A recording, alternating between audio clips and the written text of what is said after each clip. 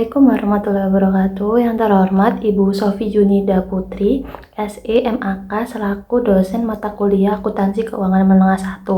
Nah, pada kesempatan kali ini kami dari grup D, kelompok D akan mempresentasikan pembahasan soal dari buku Keiso ED 4 chapter 09 terkait soal nomor P91, P92, dan yang terakhir itu membuat soal dan jawaban terkait materi di minggu ke-9. Nah, namun sebelum itu izinkan kami memperkenalkan diri dulu. Saya Nafisa Ali Ramadhani dengan NPM akhir 234. Perkenalkan, nama saya Bilkis Asia Yasminaurani dengan akhiran NPM 366. Perkenalkan, saya Dian Puspitasari dengan NPM akhir 126. Perkenalkan, nama saya Farokha Julina dengan NPM 240130100075. Nah, di sini itu saya akan menjelaskan tentang soal nomor P9.1. Nah, soalnya itu berbunyi Remers SE memproduksi meja. Nah, sebagian meja perusahaan itu adalah model standar yang akan dijual berdasarkan harga katalog. Nah, pada tanggal 31 Desember tahun 2022 ini, meja itu muncul dalam inventaris perusahaan. Nah, nanti tabel soalnya akan saya tampilkan di gambar. Lalu yang ditanyakan adalah berapa jumlah masing-masing dari keempat meja tersebut harus muncul dalam inventaris perusahaan pada tanggal 31 Desember tahun 2022. Nah, ini tuh menggunakan asumsi bahwa perusahaan ini telah mengadopsi pendekatan LCNRV atau menggunakan biaya lebih rendah antara biaya FIFO atau realisasi bersih untuk penilaian inventaris dari masing-masing item. Karena di sini yang ditanyakan adalah metode LCNRV, maka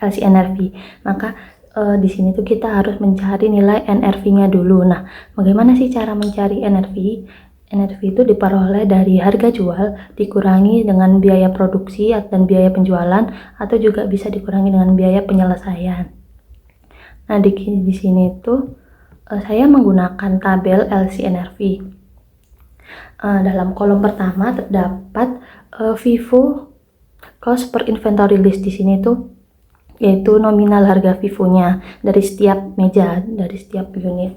Dapat diketahui kalau unit A itu sebesar urut ya, dari A sampai D itu 470, 450, 830, dan 960.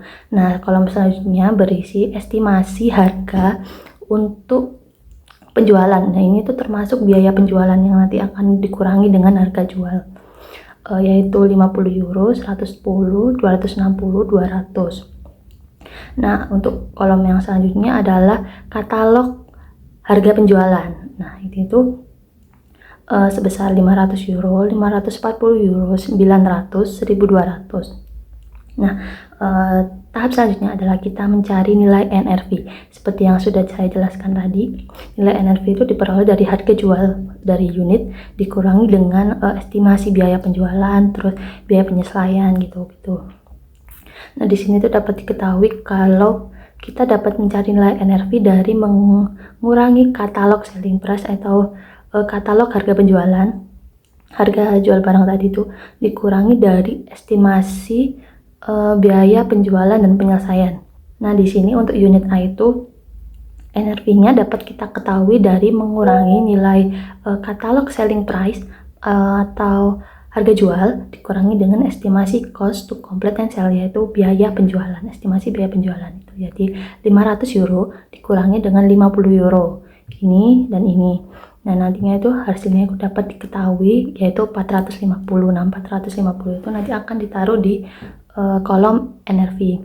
Nah, begitu juga dengan item-item yang lain seperti B, C, D. Itu nanti setiap nominal dari katalog selling price atau harga jual itu nanti akan dikurangi dengan estimasi biaya penjualan. Dari 540 dikurangi 140, 900 dikurangi 260, 1200 dikurangi 200, sampai kita peroleh nilai NRV terakhir yaitu dari item D itu 1000.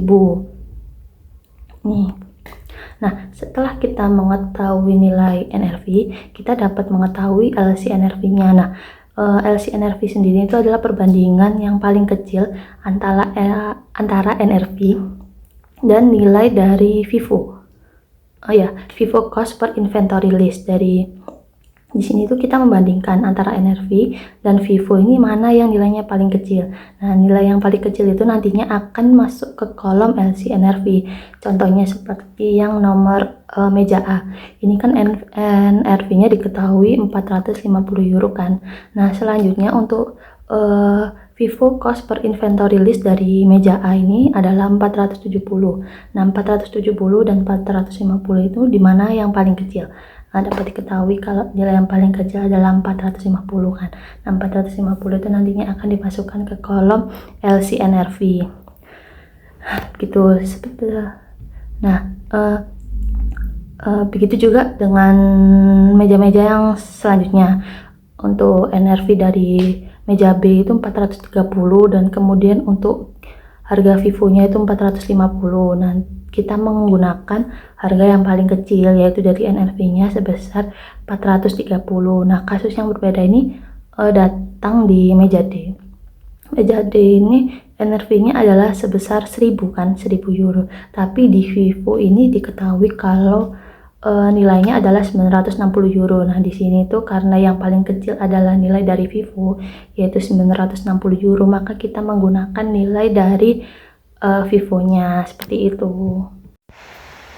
Nah, di sini akhirnya kita dapat mengetahui nilai mana yang akan masuk ke dalam inventaris perusahaan pada tanggal 31 Desember tahun 2022 untuk keempat meja tersebut. Tentu saja kita menggunakan nilai LCNRV-nya yaitu nilai terkecilnya. Untuk meja A sebesar 450 euro, untuk meja B sebesar 430 euro, meja C sebesar 640 euro, dan meja D sebesar 960 euro. Nah, keempat nilai ini yang nantinya akan dijadikan inventarisasi oleh perusahaan dalam menjual barang. Seperti itu. Soal selanjutnya akan disambung oleh teman saya. Nah, di sini kita membuat tabel berisi inventory, cost NRV, dan LC NRV. Nah, kita ambil cost NRV-nya, kemudian kita mencari LC NRV. Di aluminium siding, kita mendapat LC NRV sebesar 56.000. Di cedar shake siding, LC NRV-nya 84.800. Di louvered glass doors, LC NRV-nya 112.000. Di thermal windows, LC NRV-nya 140.000. Nah, kemudian kita mencari allowance-nya. Tapi sebelum itu kita akan mentotal inventory cost dan juga LC NRV. Nah, inventory cost sebesar 408.000 dan LC NRV-nya sebesar 392.800. Nah, allowance at 31 Mei 2019 yaitu inventory cost dikurangi LC NRV sama dengan 408.000 dikurangi 392.800 sama dengan 15.200. Kemudian di nomor 2 akan dijelaskan oleh teman saya. Di sini saya akan melanjutkan untuk menjawab serta menjelaskan soal 9.2 pada bagian A, poin kedua, di mana soal ini tuh kita diminta untuk menghitung gain atau loss karena penyesuaian allowance persediaan ke NRV dengan menggunakan loss method. Jadi ini kita cari selisihnya, lalu tentukan apakah itu pemulihan atau kerugian. Di mana untuk menjawab soal ini tuh pertama, kita lihat dulu saldo awal allowance belum disesuaikan, di mana di soal itu diketahui sebesar 27.500 dan saldo ini adalah jumlah yang sebelumnya sudah dicatat untuk memperkirakan kemungkinan kerugian nilai persediaan. Di mana artinya ini tuh sebelum ada pemeriksaan ulang, kita memperkirakan butuh 27.500 untuk mengurangi nilai persediaan ke nilai realisasi bersihnya. Di mana kita bisa tulis balance prior to adjustment sebesar 27.500 dan kemudian setelah dilakukan penilaian ulang terhadap persediaan per 31 Mei tahun 2022 kita menghitung kembali berapa sebenarnya allowance yang dibutuhkan, di mana hasil perhitungannya menunjukkan bahwa kita hanya perlu allowance sebesar 15.200, di mana ini sudah dibuktikan, dijelaskan dan dihitung oleh teman saya sebelumnya pada bagian A poin 1, di mana artinya ini tuh nilai kerugian persediaan yang sebenarnya lebih kecil daripada perkiraan sebelumnya. di mana record balance ini tuh ditulis dengan tanda kurung karena menunjukkan pengurangan dari saldo allowance sebelumnya. Di mana setelah itu kita hitung selisih antara saldo sebelumnya dan saldo yang sekarang diperlukan. Di mana caranya itu balance prior to adjustment sebesar 27.500 dikurang dengan record balance sebesar 15.200 dan hasilnya itu 12.300 dan ini dinamakan gain to be recorded. Di mana selisih sebesar 12.300 ini adalah gain yang akan kita catat karena sebelumnya kita terlalu banyak mencadangkan kerugian. Dan gain ini tuh menunjukkan adanya pemulihan kerugian persediaan. Selanjutnya untuk jurnal, karena kita pakai loss method, maka kita mencatat perubahan ini sebagai pemulihan terhadap kerugian persediaan sebelumnya.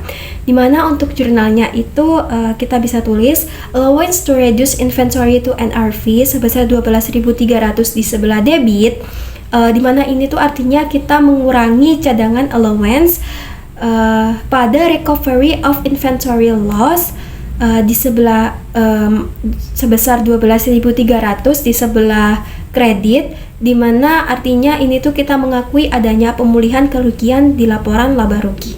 Selanjutnya pada bagian B, soalnya itu jelaskan alasan atau dasar mengapa aturan LCNRV atau lower of cost or net realizable value ini tuh digunakan dalam penilaian persediaan. Di mana aturan lower of cost or net realizable value atau LCNRV ini tuh digunakan untuk menilai persediaan dengan memilih nilai yang lebih rendah antara biaya perolehan persediaan dan nilai bersih yang dapat direalisasi. Dan aturan ini tuh didasarkan pada dua prinsip utama, di antaranya yaitu yang pertama ada prinsip pengakuan beban. Di mana aturan LCNRV ini memungkinkan perusahaan untuk mengakui penurunan nilai persediaan sebagai kerugian pada periode terjadinya penurunan tersebut. Dengan kata lain, jika nilai persediaan ini turun, kita harus segera mencatatkan kerugiannya sesuai dengan prinsip ini. Dan yang kedua yaitu ada prinsip konservatisme, di mana aturan ini tuh memperbolehkan penyimpangan dari prinsip biaya historis ketika nilai masa depan persediaan lebih rendah dari biaya perolehannya. Dan hal ini tuh dilakukan agar nilai persediaan yang tercatat tidak lebih tinggi dari nilai yang bisa diperoleh di masa depan. Dengan begitu, kita menghindari resiko mencatat persediaan yang lebih tinggi dari nilai yang seharusnya. Di sini saya akan melanjutkan pembahasan dari rekan saya, yakni yang nomor 3. Ini membuat soal dan jawaban sendiri. Nah, untuk soal dan jawaban yang telah kami diskusikan di grup D, yakni PT Segar Alami adalah perusahaan dagang yang menjual buah dan sayur segar. Berikut adalah informasi keuangan perusahaan selama tahun 2024. Nah, di sini itu diketahui total pembelian persediaan selama tahun 2024 adalah senilai 430 juta. Lalu ada persediaan per 31 Desember 2024 sebesar 100 juta dan persediaan per 1 Januari 2024 itu tidak diketahui. Namun, diketahui bahwa selama tahun 2024 perusahaan mencatat HPP atau COGS ini sebesar 400 juta. Nah, soalnya di sini ini diminta yang pertama menghitung persediaan awal, yang kedua menghitung rata-rata persediaan, dan yang ketiga menghitung perputaran persediaan atau inventory turnover ratio, dan yang keempat adalah hitung days sales in inventory. Nah, untuk pertama-tama kita akan menghitung persediaan awalnya. Nah, seperti yang kita ketahui, kalau misalnya COGS ini rumusnya persediaan awal ditambah pembelian lalu dikurangi dengan persediaan akhir. Nah, di sini di kasus ini COGS-nya diketahui 400 juta, pembeliannya 430 juta dan persediaan akhirnya ini 100 juta. Maka tinggal kita masukkan ke dalam fungsinya tadi, yakni COGS sama dengan persediaan awal ditambah pembelian dikurangi persediaan akhir. Jadi 400 juta sama dengan persediaan awal. Karena persediaan awal ini belum diketahui, maka dia bentuknya belum nominal tapi persediaan awal. karena persediaan awal ini nanti yang kita cari kan. Terus ditambah 430 juta, terus dikurangi 100 juta. Nah, sama dengan 400 juta sama dengan persediaan awal ditambah 330 juta. Nah, di sini persediaan awalnya ini kita balik ruas ke kiri dipindah gitu. Jadi 400 juta itu dikurangi 330 juta. Jadi kan pertama itu plus, jadi karena pindah ruas jadi minus. Jadi persediaan awalnya itu 70 juta. Nah, udah diketahui nih persediaan awalnya 70 juta. Yang kedua kita akan mencari rata-rata persediaan. Nah, rata-rata persediaan itu rumusnya persediaan awal ditambah persediaan akhir dibagi 2. Nah, di awal itu kan sudah diketahui bahwa persediaan akhirnya itu sebesar 100 juta. Nah, persediaan awalnya setelah kita hitung tadi menghasilkan 70 juta. Jadi 100 juta ditambah 70 juta itu 170. Lalu dibagi 2. Jadi 170 juta dibagi 2 itu 85 juta. Nah, rata-rata persediaan kita udah tahu nih. Nah, yang ketiga adalah kita hitung perputaran persediaan. Jadi perputaran persediaan itu rumusnya COGS dibagi rata-rata persediaan yang udah kita hitung di nomor 2 tadi. Nah, COGS yang kita ketahui itu ada 400 juta. Jadi 400 juta dibagi 85 juta rata-rata persediaannya tadi. Nah, hasilnya itu 4,71 kali. Jadi dalam setahun perusahaan PT Segar Alami ini mengalami perputaran persediaan sebanyak 4,71 kali per tahunnya. Nah, yang nomor 4 terakhir kita disuruh mencari day sales in inventory. Ini maksudnya apa?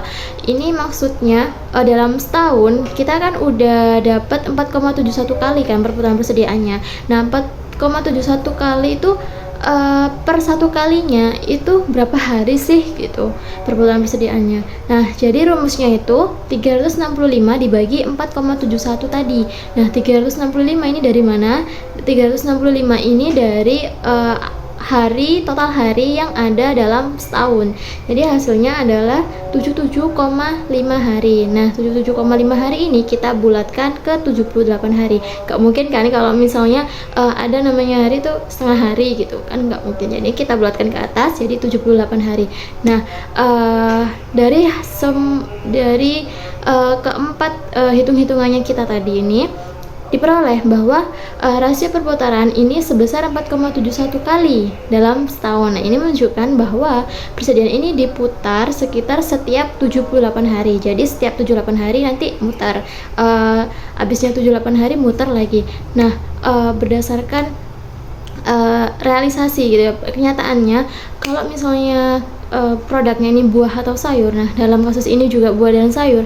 Kalau produknya ini muter setiap 78 hari itu kan keburu busuk ya, atau barangnya ini nanti rusak. Jadinya sebenarnya kalau dalam kasus ini tuh nggak ideal karena perputaran persediaan ini cenderung lebih lama gitu. Harusnya kan bisa lebih cepat antara 7 sampai 14 hari. Itu pun 7 sampai 14 hari itu harus dengan perawatan khusus kayak ditaruh di pendingin atau dikasih zat-zat apa gitu kan, apalagi ini sampai 78 hari. Nah, menurut kelompok kami itu sangat tidak ideal. Seperti itu kesimpulannya. Jadi sekian pembahasan dari soal yang telah diberikan dari grup D. Kurang lebihnya mohon maaf dan terima kasih. Wassalamualaikum warahmatullahi wabarakatuh.